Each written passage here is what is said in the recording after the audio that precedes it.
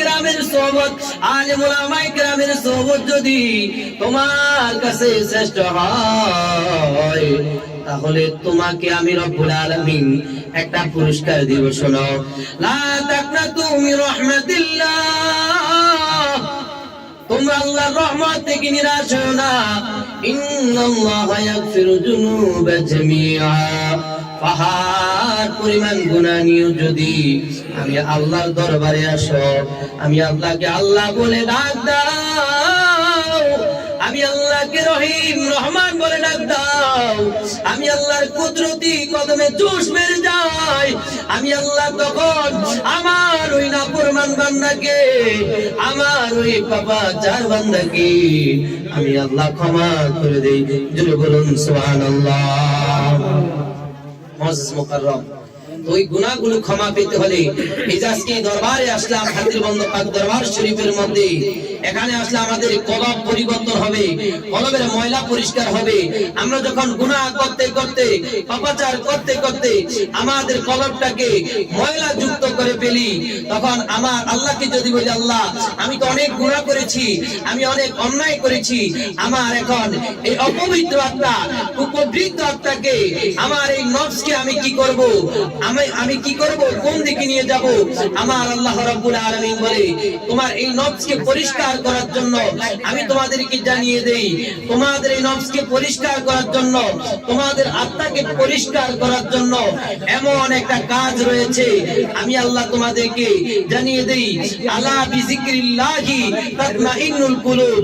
ও দুনিয়ার জগতের মানুষ শোনো, তোমাদের কলবের ময়লাকে পরিষ্কার করতে চাইলে আমি আল্লাহর জিকিরই তোমাদের জন্য যথেষ্ট। জোরে বলুন সুবহানাল্লাহ। ওই আল্লাহর জিকির আমরা করতে চাই কি চাই না? আমরা একটু মহব্বত আল্লাহর জিকির করি। আল্লাহ আল্লাহ আল্লাহ আল্লাহ আল্লাহ আল্লাহ আল্লাহ আল্লাহ আল্লাহ আল্লাহ আল্লাহ আরো জোরে আল্লাহ আল্লাহ আল্লাহ, জবান খুলে আল্লাহ আল্লাহ আল্লাহ আল্লাহ আল্লাহ আল্লাহ আল্লাহ আল্লাহ আল্লাহ আল্লাহ আল্লাহ আল্লাহ আল্লাহ আল্লাহ আল্লাহ আল্লাহ আল্লাহ আল্লাহ আল্লাহ। মুর্শিদ মুর্শিদ কইরা আমার ঘুমাছে না নয়নে, আমাকে ভুলিবা গো মুর্শিদ কে মনে। মাশাআল্লাহ আল্লাহ আল্লাহ আল্লাহ আল্লাহ আল্লাহ আল্লাহ আল্লাহ আল্লাহ। মুর্শিদ মুর্শিদ কইরা আমার ঘুমাছে না নয়নে, আমাকে ভুলিবা গো মুর্শিদ কে মনে। মাশাআল্লাহ আল্লাহ আল্লাহ আল্লাহ আল্লাহ। নবী নবী কইরা আমার ঘুমাছে না নয়নে, আমাকে ভুলিবা গো নবীজি কে মনে। মাশাআল্লাহ আল্লাহ আল্লাহ আল্লাহ আল্লাহ আল্লাহ আল্লাহ। ইসো ফরজুল লেখার পীর ভুলিতে আর পারি না, প্রেমের মানুষ ঘুমাইলে হয় যন্ত্রণা। মাশাআল্লাহ আল্লাহ আল্লাহ আল্লাহ আল্লাহ আল্লাহ আল্লাহ।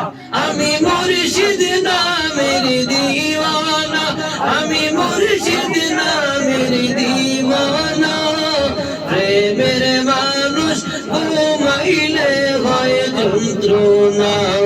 মাশাআল্লাহ আল্লাহ আল্লাহ আল্লাহ আল্লাহ আল্লাহ আল্লাহ আল্লাহ আল্লাহ আল্লাহ আল্লাহ। পাগল মন একবার ভাবলি না রে, তোর হইব রে মরণ। মাশাআল্লাহ আল্লাহ আল্লাহ আল্লাহ আল্লাহ আল্লাহ। পাগল মন একবার ভাবলি না রে তোর হইব রে মরণ মাশাআল্লাহ আল্লাহ আল্লাহ আল্লাহ আল্লাহ তুই মরিলে সঙ্গের সাথী পাইবি না একজন পাগল মন একবার পাবলি না রে তোর হইব রে মরণ মাশাআল্লাহ আল্লাহ আল্লাহ আল্লাহ আল্লাহ আল্লাহ আল্লাহ আল্লাহ আল্লাহ লা ইলাহা ইল্লাল্লাহ মুহাম্মাদুর রাসূলুল্লাহ সাল্লাল্লাহু তাআলা আলাইহি ওয়াসাল্লাম। জিকির করলাম কার? আল্লাহর জিকির করলে খুশি হয় কে? তাই আমরা সব সময় জিকির করতে রাজি আছি না নাই? সব সময় জিকির করবেন, কলবের ময়লা দূর হবে, কলব পরিষ্কার হবে। দিলের খোরাক হচ্ছে, রূহের খোরাক হচ্ছে আল্লাহর জিকির। সমস্ত কিছুর একটা খাদ্য রয়েছে, রিজাউল কলবি জিকিরিল্লাহ। কলবের খাদ্য হচ্ছে আমার মাওলার জিকির। জোরে বলুন সুবহানাল্লাহ। আল্লাহ আমাদেরকে সর্ব অবস্থায় আল্লাহর জিকির, রাসূলুল্লাহর দুরূদ শরীফ পড়ার তৌফিক দান করুন। সকলে বলুন আমিন। মুআজ্জাজ মুকাররম মুসলিয়ানে কেরাম, আমি আর সামান্য কয়েকটি কথা বলবো তওবার ব্যাপারে।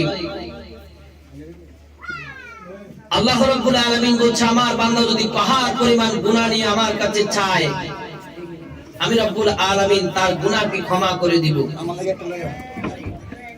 আল্লাহর নবী, দু জাহানের বাদশা নবী, কামলিওয়ালা নবী, সরকার মদিনা রহমাতুল লিল আলামিন নবী বলে, ও আমার গুনাহগার উম্মতেরা, তোমরা শোনো, আমি নবীর কোনো গুনাহ নাই। আল আম্বিয়া মাসুম, নবীগণ হচ্ছে নিষ্পাপ, নবীদের কোনো গুনাহ নাই। যে কেউ বলবে নবীরা গুনাহ করেছে অথবা নবীদের কোনো গুনাহ আছে, আমার নবী বলে তাদের ঈমান নাই, তাদের ঈমান নাই। যারা নবীর ব্যাপারে ও ধারণা করবে, আমার নবী বলে তাদের ঈমান নাই। যারা নবীর ব্যাপারে ধারণা করবে অথচ আমার নবী রহমাতুল লিল আলামিনের কোনো গুনাহ নাই, তাহলে যার গুনাহ নাই তার তো ইস্তেগফারের কোনো দরকার নাই। কিন্তু আমার নবী হাদিসে মুবারকে পাওয়া যায় দৈনিক 70 বার অথবা 100 বার আমার নবী তওবা ইস্তেগফার করতেন। কারণ হলো আমার নবী উম্মতের জন্য শিক্ষামূলক একটা ব্যবস্থা করে দিলেন। আমার নবী বুইস্তু মুআল্লিমান, আমার নবী বলে আমি এই দুনিয়ার জমিনে তোমাদের জন্য শিক্ষক হয়ে এসেছি। আমার শিক্ষক হচ্ছে আমার রব্বে করিম। আর আমি নবী যেহেতু শিক্ষক হয়ে এসেছি, তোমরা সবাই আমার ছাত্র, আমি তোমাদেরকে শিক্ষা দেওয়ার জন্য আমি তোমাদেরকে ইস্তেগফার করে জানিয়ে দিলাম। যদি কিছু শিখতে হয় ওস্তাদের কাছে যেতে হবে, যদি কোনো কিছু শিখতে চাও আলেম ওলামায়ে কেরামের কাছে যেতে হবে, যদি তরিকতের পথ পেতে চাও, নাজাতের পথ পেতে চাও, নাজাতের তরিতে উঠতে চাও, আল্লাহর ওলির দরবারে আসতে হবে, আল্লাহর ওলিদের দরবারে আসতে হবে। যদি আল্লাহর ওলিদের দরবারে যাও, সেখান থেকে তোমাকে যে প্রেসক্রিপশন দিবে, ওই প্রেসক্রিপশন অনুযায়ী তুমি যদি তোমার জীবনটাকে গঠন করতে পারো রে যুবক, তাহলে তোমার জীবন পরিবর্তন হয়ে যাবে। আমার নবী শিক্ষা দিয়েছে তোমরা দৈনিক তওবা করো, ইস্তেগফার করো, ইস্তেগফার করো। চতুর্থ মাযহাব, মাযহাব হচ্ছে 4টি, হানাফি, শাফি, মালিকি, হাম্বলি। হযরত ইমাম আহমদ ইবনে হাম্বল রাদিয়াল্লাহু তাআলা, তিনি এমন একজন হাদিসের বিশারদ ছিল। তিনি যখন হাদিস সংগ্রহ করার জন্য যাচ্ছিলেন, আমার নবী বলছে, বাল্লিগু আন্নি ওয়ালাউ আয়া, ও দুনিয়ার জমিনের মানুষেরা তোমরা শোনো, আল্লাহ তোমরা যদি এই দুনিয়ার জমিনে আল্লাহর একটি কোরআনুল কারীমের আয়াত জানো, একটি হাদিসে মুবারকা জানো, এই হাদিসে মুবারকা মানুষের মাঝে পৌঁছে দাও। আমি নবী তোমাদেরকে আদেশ করলাম। ইমাম মালিক রাহমাতুল্লাহি আলাইহি হাদিসের খেদমত করত, হাদিস সংগ্রহের জন্য অনেক দূরে যাচ্ছিলেন, অনেক সব দূরে সফরে বের হয়ে গেলেন। সফরে বের হওয়ার পর প্রতি মধ্যে সন্ধ্যা গড়িয়ে আসলো। তিনি বলল, আমি লম্বা রাস্তা কিভাবে পার হব? লম্বা রাস্তা পার হতে হলে আমাকে তো যাত্রা বিরতি দিতে হবে, রাত্রিবেলা অবস্থান করতে হবে। রাত্রিবেলা তো আমাকে একটু অবস্থান করতে হবে কোন জায়গায়। খুঁজতে খুঁজতে একটা মসজিদের মধ্যে গেল। মসজিদে যাওয়ার পর মাগরিবের নামাজ আদায় করেছে। মাগরিবের পরে সালাতুল ইশার নামাজ আদায় করেছে। ইশারের নামাজ আদায় করার পর মসজিদের মুতাল্লিদিনাকে বের করে দিলেন। বের করে দেওয়ার পর বলল, আমি একজন মুসাফির মানুষ, আমার জন্য কি একটু থাকার জায়গা হবে না? বলে, না না, এই মসজিদে থাকার কোনো সিস্টেম নাই, আপনি চলে যান। ইমাম মালিক রাদিয়াল্লাহু তাআলা বিপদে পড়ে তারপর আল্লাহ শুকরিয়া আদায় করে হাঁটতে লাগলেন। দেখেন আল্লাহ রাব্বুল আলামিন কেমন নীলা খেলা খেলায়। হযরত ইমাম মালিক রাদিয়াল্লাহু তাআলা এমন একজন ব্যক্তি, ওই হাদিস বিশারদ, তিনি হাঁটতে হাঁটতে সামনে গেলেন। পথে মধ্যে একটা বাজার দেখতে পেলেন। দেখলেন যে বাজারের মধ্যে একজন রুটি বিক্রেতা শুধু রুটি বানায়, ইস্তিগফার করে, আস্তাগফিরুল্লাহ করে, আস্তাগফিরুল্লাহ করে, আস্তাগফিরুল্লাহ করে। এমনি করে তার কাছে যখন গেল, কি বলে, এ ভাই, আপনার কাছে কি একটু আশ্রয় হবে? আমি কি রাত্রটা আপনার কাছে থাকতে পারি? বলে, হ্যাঁ থাকতে পারেন। তাহলে কোনো সমস্যা নাই, আমি আপনার সাথে কথা বলি, রাত্রটাকে অতিক্রম করে দিব, এদিক দিয়ে আমার সময়ও কেটে যাবে, আর আমার আপনার সাথে একটু কৌশল বিনিময় হলো। ওই রুটি বিক্রেতা যখন দেখে রুটি বানায়, আস্তাগফিরুল্লাহ পরে, রুটি বেলে, সেটাও আস্তাগফিরুল্লাহ পরে, তাওয়ার মধ্যে রুটি দেয়, আস্তাগফিরুল্লাহ পরে, সেখান থেকে উঠায়, আস্তাগফিরুল্লাহ পরে, আবার রুটি বিক্রি করে, আবার আস্তাগফিরুল্লাহ পরে। বলে, যুবক, তোমার ঘটনা কি? এই ব্যক্তি আপনার ঘটনা কি জানতে চাই। আপনি সব কাজে কেন ইস্তিগফার, ইস্তিগফার, ইস্তিগফার এই শব্দটা আপনি উচ্চারণ করেন, কারণটা কি? বলে, আমি এই ইস্তিগফারের কারণে আল্লাহ রাব্বুল আলামিনের পক্ষ থেকে দুনিয়ার জমিনে এত কল্যাণ পেয়েছি যা বলে শেষ করা যাবে না, আর এত কল্যাণ থেকে মুক্তি পেয়েছি বলে শেষ করা যাবে না। তবে আল্লাহ আমাকে ইস্তিগফারের কারণে আমাকে মুস্তাজাবুদ দাওয়া বানিয়ে দিয়েছে। মুস্তাজাবুদ দাওয়া মানে যা দোয়া করে তাই কবুল হয়ে যায়, যা আল্লাহর কাছে চায় আল্লাহ দিয়ে দেয়। তখন বলল, আপনার সব দোয়া যেহেতু কবুল হয়, আমার জন্য দোয়া করেন। আর তিনি রাগ দিয়ে বলে, আমার সব দোয়া কবুল হয়, তবে একটা দোয়া আমার এই পর্যন্ত কবুল হয় না। বলে, আপনার ওই দোয়াটা কি? ডাক দিয়ে বলে, আমার একটা দোয়া, একজন হাদিস বিশারদের নাম শুনেছি, ইমাম আহমদ ইবনে হাম্বল, আমি তাকে একটু দেখতে চাই, আমি ওই আলেমটাকে দেখতে চাই।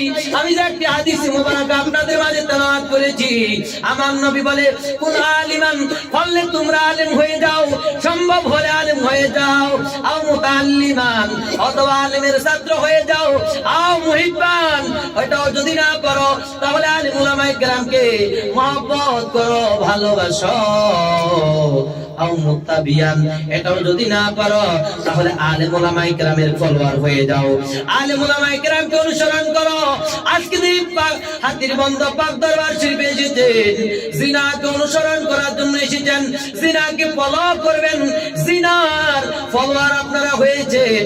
আপনারা যদি তিনার ফলোয়ার হয়ে যান, একজন আলেমের ফলোয়ার হয়ে যান, একজন আল্লাহ ওয়ালার ফলোয়ার হয়ে যান, একজন রাসূল প্রেমিকের ফলোয়ার হয়ে যান, তাহলে আমার নবী বলে, ও দুনিয়ার জমিনের মানুষ, ওয়ালা তাকুনিল খামিস, আর পঞ্চম নাম্বার হইও না, ফাতুহলিক, তোমরা ধ্বংস হয়ে যাবা।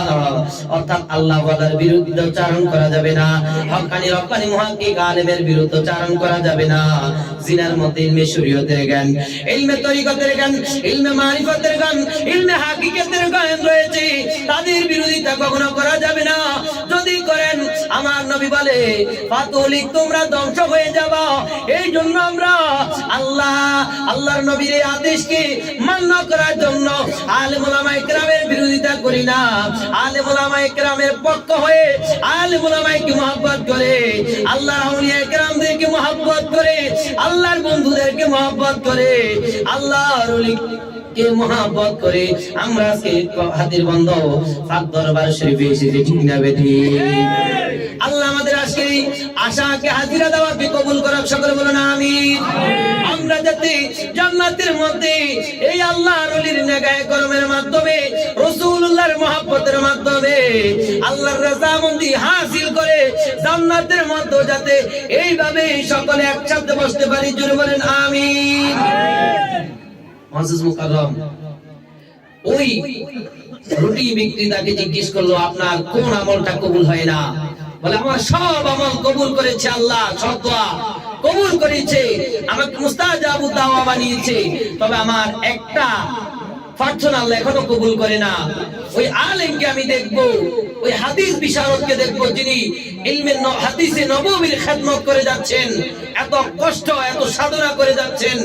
রাসূলুল্লাহ ইসলামের জন্য যে কষ্ট করেছেন, ওই কষ্টের ভাগীদার ইমাম মাল আহমদ ইবনে হাম্বল তিনি হতে চাচ্ছেন, তিনি সেই খেদমত আঞ্জাম দিচ্ছে।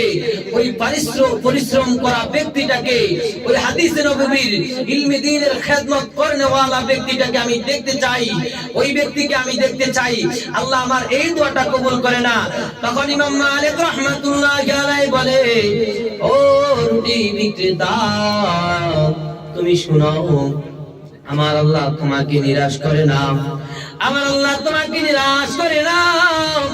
একটা চিৎকার দিয়ে জড়িয়ে ধরে বলে, ও যুবক, ও যুবক, ও রুটি বিক্রেতা তুমি শোনো, আমি হচ্ছি হযরতে আহমদ ইবনে হাম্বল, জোরে বলুন সুবহানাল্লাহ। দেখেন আমার নবী হাদিসে মুবারাকার মধ্যে বলেছেন, যে ব্যক্তি ইস্তিগফারের সাথে আঠার মতো লেগে থাকবে, আল্লাহ রাব্বুল আলামিন এক নম্বরে তার দুশ্চিন্তাকে দূর করে দিবে, তারপরে দুই নাম্বার হচ্ছে তার অভাবকে দূর করে দিবে, এবং কি তার ইবাদতের মধ্যে প্রশান্তি দিবে। আল্লাহ রাব্বুল আলামিন তাকে বালা মুসিবত থেকে হেফাজত করবে, এবং কি আল্লাহ রাব্বুল আলামিন তাকে জাহান্নাম থেকে মুক্ত করে জান্নাতের মধ্যে তার বাসস্থান করে দিবে, জোরে বলুন সুবহানাল্লাহ।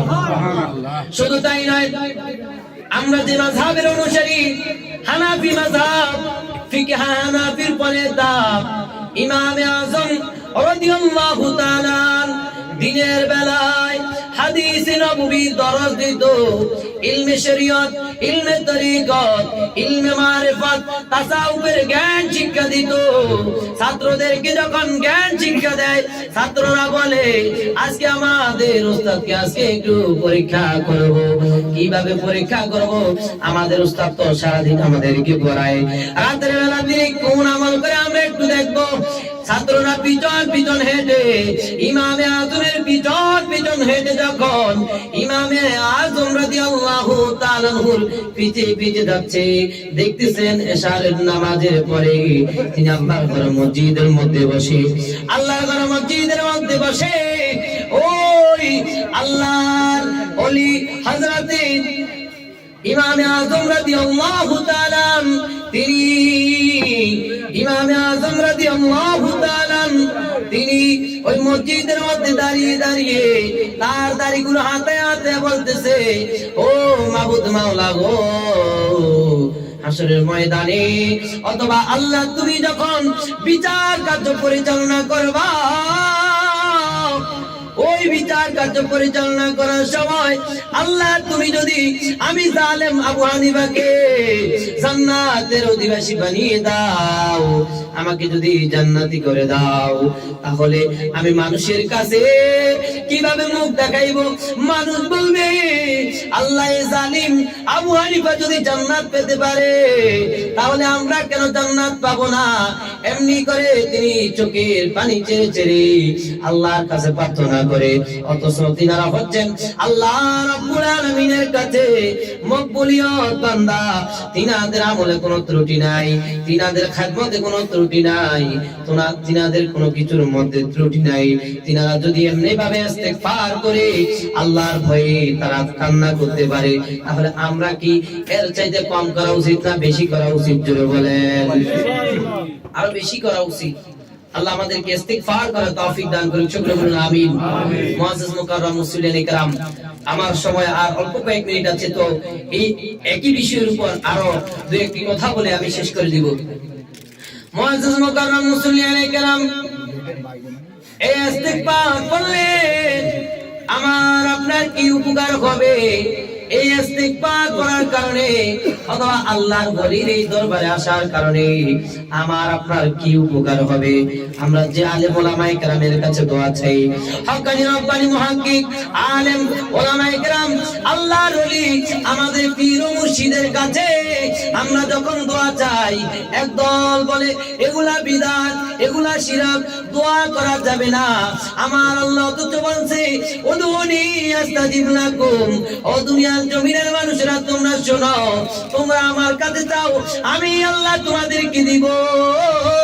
হাদিস মুবারকের মধ্যে আমার নবী বলে, যে ব্যক্তি আল্লাহ রাব্বুল আলামিনের কাছে চায় আল্লাহ তার প্রতি খুশি হয়, যে ব্যক্তি আল্লাহর কাছে ক্ষমা চায় আল্লাহ তার প্রতি খুশি হয়। আর যে ব্যক্তি আল্লাহর কাছে চায় না, যে ব্যক্তি ইস্তিগফার করে না, দোয়া করে না, আল্লাহ তার প্রতি রাগান্বিত হয়। সেই জন্য আমরা আলেম ওলামায়ে কেরামের কাছে দোয়া নিতে আসি, হক্কানি রব্বানি বুজুর্গ আলেম দ্বীনের কাছে, আল্লাহর ওলিদের কাছে, আল্লাহ রাব্বুল আলামিনের মাহবুব বান্দাদের কাছে আমরা দোয়া নিতে আসি। আল্লাহর ওলি হযরত জুনাইদ বাগদাদী রাদিয়াল্লাহু তাআলা আনহুর একজন মুরিদ, তিনি এসে বলে, হুজুর আল্লাহর ওলির দরবারে গেলে বেলায়েতের পাওয়ার দ্বারা আপনার কাশপকে খুলে দিলে আপনি কবরের মধ্যে কি হয় তা দেখতে পারবেন, আপনার মনে কি হয় আপনি তখন দেখতে পারবেন। অনেকে মনে করে যে এই যে আমাদেরকে আলেম ওলামায়ে কেরাম, হক্কানি রব্বানি আলেম ওলামায়ে কেরাম আল্লাহর ওলিগণ বেলায়েতের পাওয়ার দ্বারা আমাকে আপনাকে অনেক কিছু বলে দিতে পারে, মনের সংবাদ বলে দিতে পারে, অন্য কিছু বলে দিতে পারে। আমরা অনেক সময় বলি হয়তো জাদুবিদ্যা হয়, হয়তো জাদুবিদ্যা বা জিন ইনসানের অন্য কিছুর দ্বারা এগুলা করতে পারে। বাবা আসলে এটা না, বরং হচ্ছে বেলায়েতের পাওয়ার দ্বারা যেই ব্যক্তি বেলায়েত প্রাপ্ত হয়ে যায়, যেই ব্যক্তির কাশপটা খুলে যায়, আমার আল্লাহ তিনাকে মকবুল করে নেয়। আর তিনার মাধ্যমে আল্লাহ রাব্বুল আলামিন এমন খেদমত নেয়, এমন কিছু প্রকাশ করে দেয় মানুষের কাছে, এগুলো আশ্চর্যজনক হয়ে যায়। যেমনি করে আমার নবী রাহমাতুল লিল আলামিন যখন অসংখ্য গণিত মক্কার মানুষকে মুজিজা দেখিয়ে দিয়েছিল, আমার নবী মুজিজা দেওয়ার পরে বলে, আব্দুল্লাহর বেটা মুহাম্মদ মনে হয় জাদু করেছে। জোরে বলেন নাউযুবিল্লাহ। বস্তুত এগুলা কি জাদু? এগুলো জাদু না, বরঞ্চ এগুলো আল্লাহর ইলহাম। জোরে বলেন সুবহানাল্লাহ। আল্লাহর ওলিদের সেটা হয় বেলায়েতের পাওয়ার দ্বারা, কাশফ খোলার দ্বারা। আল্লাহর ওলি জুনাইদ বাগদাদীর কাছে এসে বলে, ওগো হুজুর আমি আপনার কাছে বায়াত গ্রহণ করেছি, আমার কাশফটা খুলে দিয়েছেন। আমার এই কাশফের মাধ্যমে দেখলাম আমার মমতাময়ী মা ইন্তেকাল করেছে। ইন্তেকাল করার পর আমি আমার মায়ের গুরুস্থানের পাশ দিয়ে যাই, দেখি আমার মায়ের কবরের মধ্যে আযাব হয়, আমার মায়ের কবরের মধ্যে আযাব হয়। ওগো আল্লাহর ওলি জুনাইদ বাগদাদী, আমার মায়ের জন্য একটু দোয়া করেন। পৃথিবীর জমিনে সন্তান অসুস্থ হলে মা সন্তানের জন্য আল্লাহর কাছে ফরিয়াদ করে, দোয়া চায় মানুষের কাছে, অথবা সন্তান মা বাবার অসুস্থতা দেখে, বিপর্যয় দেখে মা বাবার জন্য দোয়া করে, মা বাবার জন্য কান্নাকাটি করে, ওই সন্তান দোয়া চায় মায়ের জন্য। জুনাইদ বাগদাদীর কাছে, আল্লাহর ওলির কাছে দোয়া চায়, হুজুর আপনি আমার জন্য একটু, আমার মায়ের জন্য একটু দোয়া করেন। আল্লাহর ওলি জুনাইদ বাগদাদী রাহমাতুল্লাহি আলাইহি তিনি কি করলেন? সূরাতুল ফাতিহা তেলাওয়াত করলেন। সূরাতুল ফাতিহা তেলাওয়াত করার পর সূরা ইখলাস তেলাওয়াত করে কোরআনুল কারীমের আয়াতগুলো তেলাওয়াত করেছে। আয়াতগুলো তেলাওয়াত করে আল্লাহর কাছে ফরিয়াদ করলো, আল্লাহ আপনার কাছে ফরিয়াদ করি, আমার এই আদনা গোলামটার, আমার এই মুরিদের মায়ের কবরে আযাবটা আপনি বন্ধ করে দেন, আমার এই মুরিদের মায়ের কবর আযাবটা আপনি বন্ধ করে দেন।